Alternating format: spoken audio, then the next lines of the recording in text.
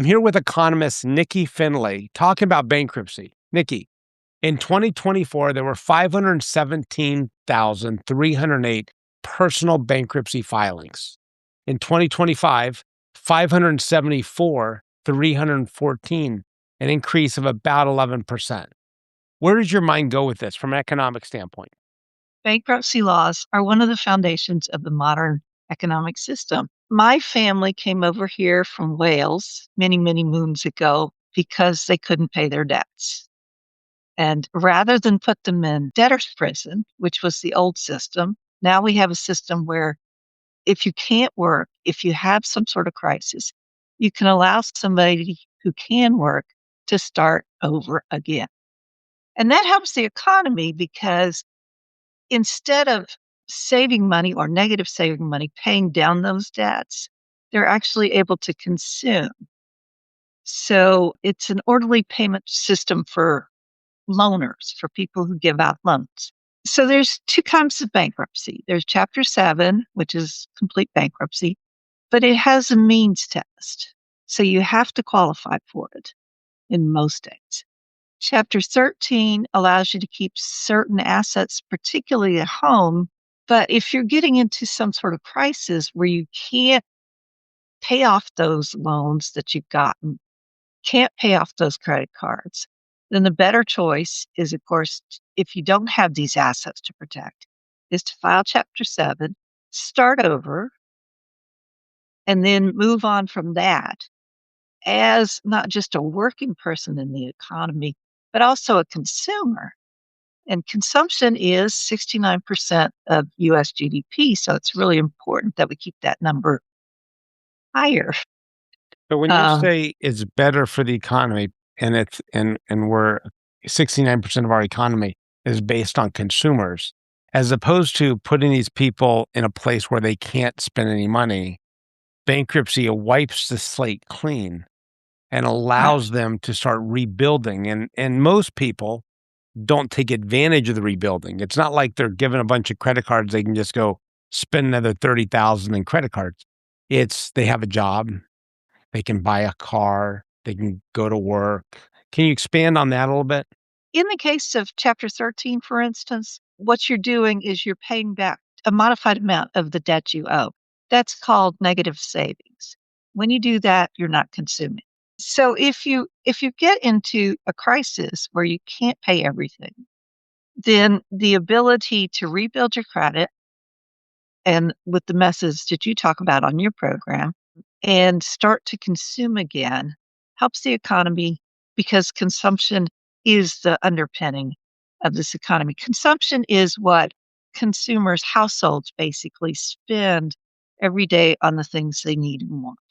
It falls into three categories: non durable goods, things like a can of tomatoes, which might last for a little while, but you eventually have to use them up. Durable goods, like refrigerators and things like that last for more than a year or so.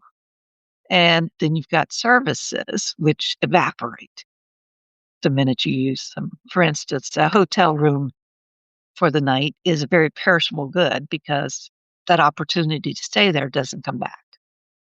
Okay. Now, services make up most of the economy these days, about 70% of the consumer economy. So if you allow people to, for instance, make sure they can participate in the economy, both as productive workers and as consumers, then you've got a better situation. That is keeping in mind that they don't fall into the bad habits that landed them in bankruptcy court to begin with. I find that most people who file bankruptcy, they learn from it, right? They're like, "Oh, I'm not this is not gonna happen to me again." And frankly, a lot of times we have to coach people about getting a new credit card or reestablishing credit because they don't want to. Like Because for it's them, what it's that like got them in trouble in the first place, yeah, so right? they're like, "Hey, I'm gonna be a cash only citizen." The problem is in our society it becomes very difficult to be a cash only citizen. Like at some point, your car is going to need to be replaced, right? There are But other things yeah, as well. For instance, to take advantage of that hotel room, they're going to require a credit card Right, right, yeah. to let you do that. You're not going to be able to pay with cash in many cases. The just businesses aren't set up for that anymore. So they're dealing with debit cards, credit cards, and responsible use of credit card is one of the things everybody should learn how to do from the age of about 16 if you can start that early, Yeah. so that you don't get into these crises where you have to start over. Yes, I can believe that people who go through bankruptcy intend never to do this again for the most part. You've Yeah. got others who There's some there's examples where always people work the system and take advantage of the system, but it's very small. And also, I want to point out the reason why most people file bankruptcy is because of a job loss or a medical situation. I mean, unfortunately, the number of people that end up with some type of cancer where they need oncology treatments, the bankruptcy filing rate is over 50%. I mean, I am it's not staggering surprised. because think about it. You're no longer working.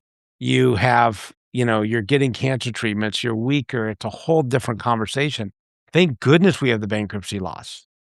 Because Yes, imagine that. I mean, like your family had to move continents to avoid debtor prisons, right? And yes, and it really is shocking how it parallels. I mean, scripture, it talks about forgiving of the debt every 8 years, right? Part of it was so that, like, the families wouldn't become shackled and exactly. for life. So, yeah, I mean, that's fantastic. Anything else you'd like to share about bankruptcy, how it impacts the economy? Because what I've found in my experience around bankruptcy, being around hundreds of thousands of debtors, is, there's a stigma around bankruptcy of like, "Oh my god, I would never file bankruptcy." Exactly. And I And think that's a wrong stigma. I mean, it's like, first of all, you didn't intend to do this. You didn't maliciously take advantage of anybody. Second of all, as you've pointed out while we're talking about how it helps the economy, anything else come to mind on that? there's a stigma associated with talking about money. It's always been something you can't talk about. I grew up in a Southern household, so it was really big deal not to talk about money. But when we don't talk about money, when we don't talk about our feelings about money, about bankruptcy, about the stigma associated with this, then we're left in a bad psychological spot in terms of returning to normalcy after something happens. We can't see ourselves recovering from this. But as your program proves, there are ways to recover from this.